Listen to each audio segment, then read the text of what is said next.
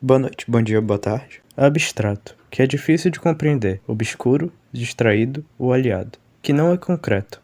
No sentido coloquial, algo vago ou impreciso. Há um tempo atrás eu fiz um vídeo falando sobre estéticas que eu gosto. Dentre as muitas, tinha uma que se destacava, tanto pela intensidade quanto pela variedade dela. É impossível definir um objetivo fixo para o surrealismo. A ideia principal do surrealismo é sair da realidade, abrir mão da lógica e da consciência para criar um determinado tipo de arte, que de uma forma correspondente se torna quase que aquele sentimento ou sensação de uma forma pura. Pela infinidade de possibilidades que esse conceito pode gerar, as mídias que utilizam o surrealismo acabam se diferenciando muito: terror, conforto, choque, melancolia, satisfação. Tantas ideias incríveis sendo representadas de uma maneira tão simples e confusa ao mesmo tempo. Sem mais enrolação, para você que tá sem nada para fazer ou assistir nessas férias, agora você tem algo.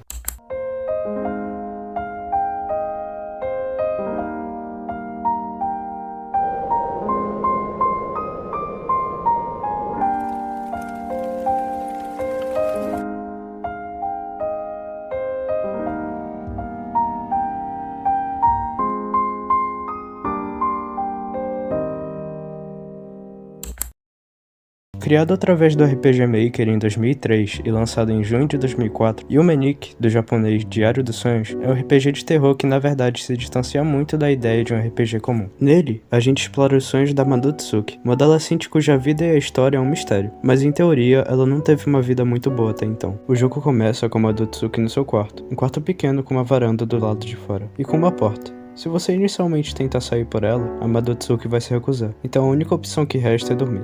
Dormindo, você vai pro seu quarto de novo, só que agora é um sonho. Não tem como dormir de novo, até porque você já tá dormindo. A diferença é que agora você pode sair pela porta. Saindo do quarto, você se depara com um nexo, uma sala com 12 portas, sendo que cada uma delas te leva para um mundo diferente.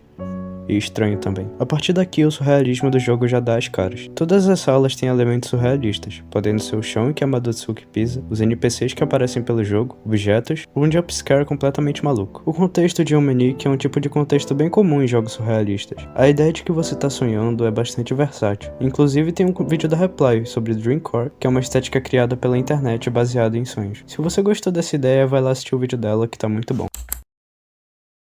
Lançado em 2024 pela desenvolvedora One Gorgon, eu definitivamente falei esse nome errado, Mouthwashing se trata de um jogo de terror psicológico com uma narrativa espetacular. No jogo, você acompanha a trajetória da nave comercial Tupá, onde você explora a profundidade dos personagens e como as relações deles entre si fizeram a nave colapsar. O surrealismo de Mouthwashing é bem menor em comparação a Yumenik. Se em Yumenik o ambiente e o contexto em si eram surrealistas, aqui em Mouthwashing essa ideia é mais secundária. Muitas vezes durante o jogo tem cenas que utilizam elementos surrealistas para simbolizar algo. Não é puramente abstrato, mas ainda assim é surreal. E quando eu digo muitas vezes, o que eu quero dizer é que o maior charme de Mouthwashing depois da sua narrativa é justamente a presença dessas cenas surrealistas. Esse jogo é genuinamente muito bom, então se você quiser saber mais sobre ele, eu recomendo que você jogue. Mas se você não quiser, eu recomendo que você assista a esse vídeo aqui do Zedin.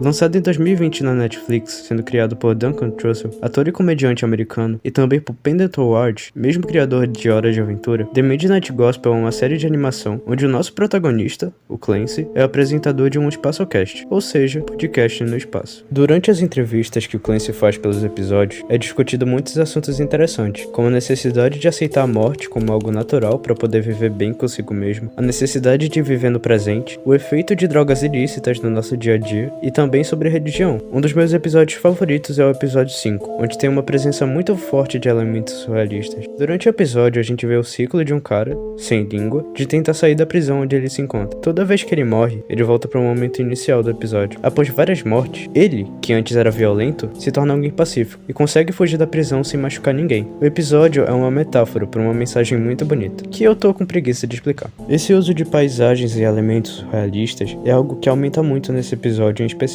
mas está presente na série toda, sendo dos maiores diferenciais de Midnight Gospel em relação a outras animações adultas. Infelizmente, não tem previsão de uma segunda temporada para a série, mas a primeira temporada tá lá na Netflix. Cada episódio tem cerca de 25 minutos, ou seja, se você quiser, você pode tirar um sábado das suas férias para assistir a série toda.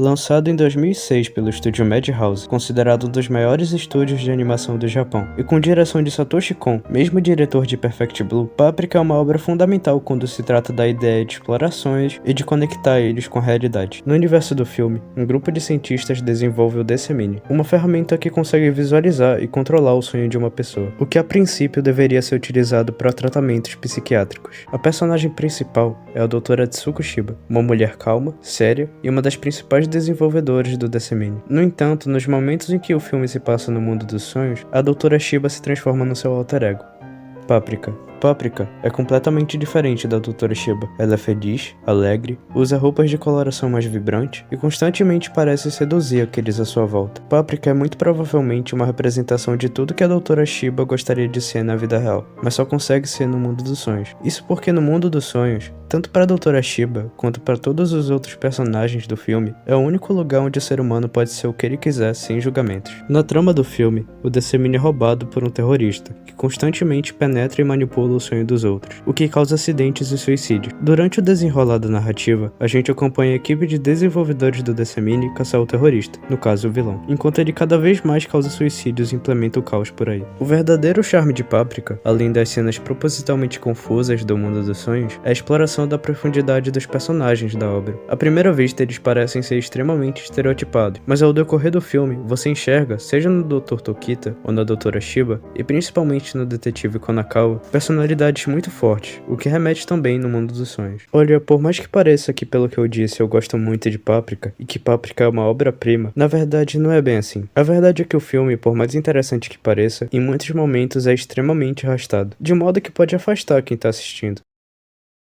Embora tenha uma quantidade gigantesca de mídia, seja séries, jogos, animes que sejam surrealistas, a verdade é que o surrealismo e a indústria, principalmente a indústria dos animes, são duas coisas que não casam muito bem. Isso porque é muito difícil você convencer qualquer investidor a patrocinar um projeto de uma mídia desse tipo. Não só porque são sempre projetos arriscados que sempre parecem ser fruto de uma tonelada de maconha, só parece, mas porque, por mais incrível que pareça, o público não quer isso. É muito mais fácil para uma empresa investir em um isekai ou uma comédia romântica genérico, com personagens genéricos e com uma narrativa genérica, do que um anime que quer ser algo mais, quer se diferenciar do padrão atual e, sobretudo, não ser genérico. Só que isso aqui não dá dinheiro. E mesmo que dê certo, como já deu algumas vezes, dificilmente vai realmente se consolidar como uma obra mais popular do que qualquer anime genérico. E mais difícil ainda é um diretor, ou um nome específico, se consolidar como um diretor surrealista. Mas existe. E eu tô falando aqui do Masaaki Yuasa.